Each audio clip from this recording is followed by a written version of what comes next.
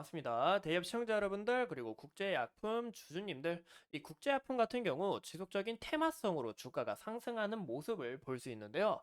그럼에 있어서 우리가 국제약품을 바라볼 때 현재의 재료가 지속성을 얼마나 갖고 있는지 흐름이 얼마나 갈지 이 부분이 굉장히 중요하다라고 말씀을 드리고 싶습니다. 그래서 현재 과거 주가 상승 요인에 대해서 한번 간략하게 말씀을 드리고 우리가 국제 약품을 이런 시선으로 보면 좋겠다라는 것을 오늘 중심적으로 말씀드리겠습니다. 현재 국제 약품이 올해 신제품 출시 준비 어떤 것을 하고 있고 임상 시험 준비도 하고 있는데 이 부분에 대해서도 간략하게 설명을 드릴게요.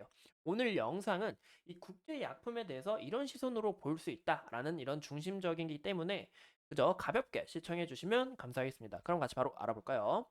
이 국제약품 같은 경우 최근에 주가가 크게 상승한 이유가 이 일본 STS죠. 이 STS는 이제 일본 감염병으로 불리고 있고 현재 역대 최다 수치를 기록했는데 치사율이 30%가 된다고 합니다.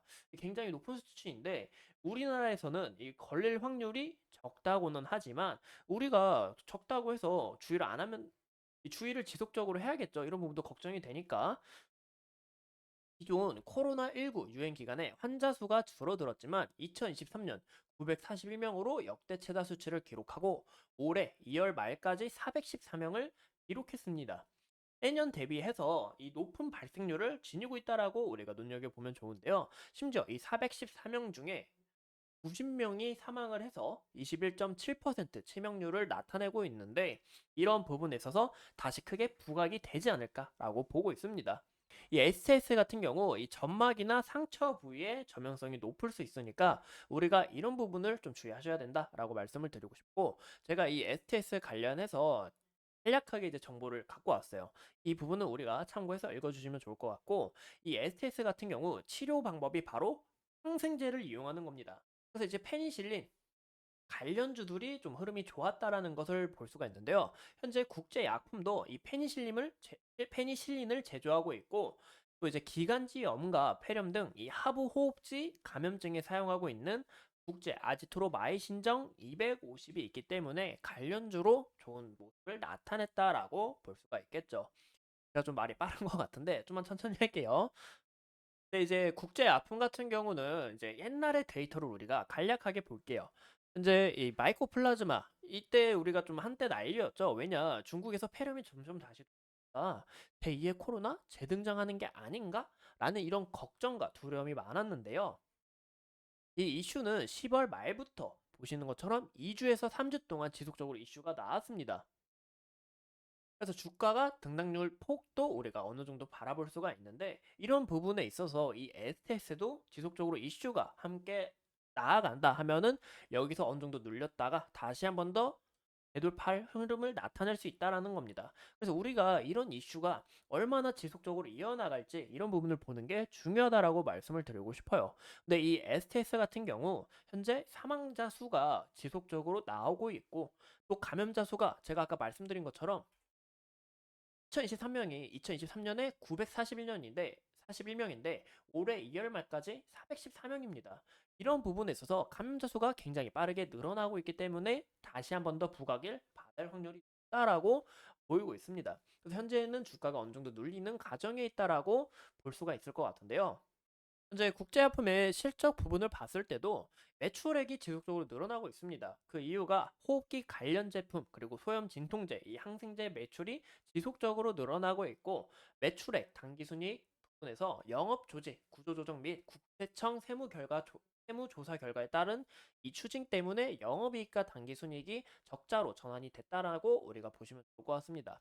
그래서 현재 이 부분을 다시 한번 더 개선하는 부분이 중요하다라고 말씀을 드리고 싶지만 국제 약품 우리가 차트 한번 같이 볼게요. 솔직히 현재 이 차트 흐름을 봤을 때 좋은 흐름을 나타내고 있지는 않습니다. 이슈가 뜰 때마다 주가가 이렇게 상승하는 모습을 우리가 볼 수 있다라는 겁니다. 왜냐 현재 페니실린 관련주로 이제 주가가 상승하는 모습을 나타내기 때문이죠. 그래서 이 국제 약품 같은 경우 테마주로 좀 주가가 움직이다 보니까 단기간에 폭등하는 형상을 지니고 있습니다. 그래서 좀 장기적으로 보기에는 어려운 방법이다라고 말씀을 드리고 있고 현재 이 관련주 이런 테마주를 우리가 좀 적으로 바라볼 때 이 아까 말씀드린 것처럼 이 영향을 주는 형상이 얼마나 유지가 되고 재료의 힘을 봐야 된다라고 말씀을 드리고 있습니다. 그래서 제가 아까 STS 관련해서 이야기를 드렸죠.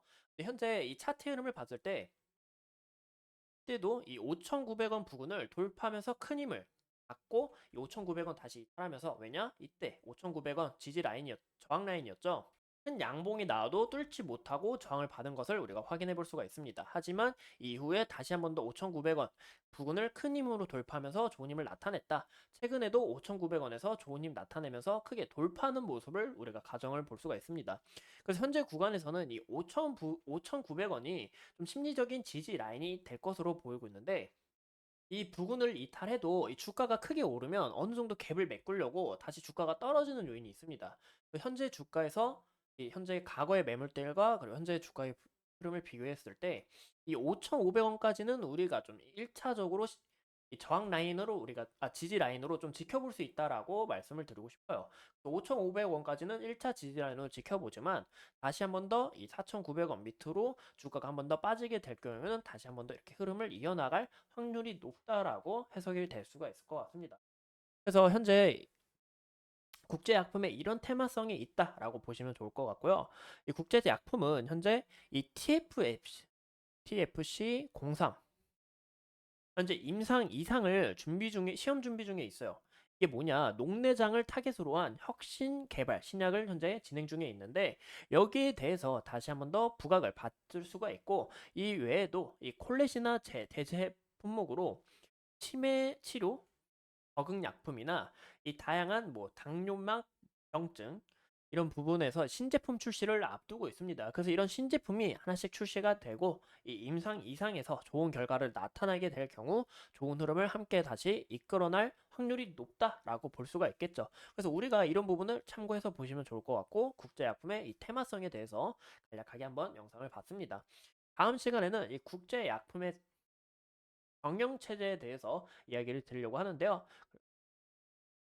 오늘 영상 끝까지 시청해 주신 점 감사하고요. 제가 더 앞으로 열심히 공부하고 여러분들과 좋은 모습으로 소통하기 위해서 최선을 다하도록 하겠습니다.